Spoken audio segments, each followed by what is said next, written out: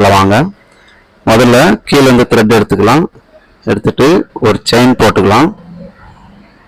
இன்னொரு செயின் கூட போட்டுக்கலாம். இப்போ ஒரு த்ரெட்டை மட்டும் லென்த்தா இழுத்துட்டுக்கலாம். நமக்கு தேவையான அளவுக்கு இழுத்துட்டு அதுக்குள்ளவே நீடில் வெளியே இருக்கக்கூடாது. அதுக்குள்ளவே பக்கத்திலே நீடில குத்தி நம்ம கையில் இருக்கிற த்ரெட்டை இன்னொரு முறை மேலே இழுத்துக்கலாம்.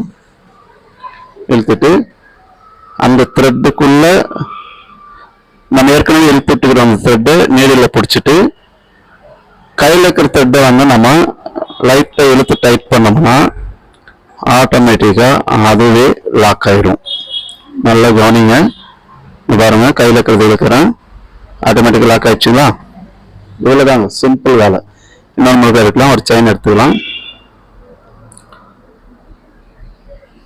பக்கத்தில் இன்னொரு செயின் எடுத்துக்கலாம்.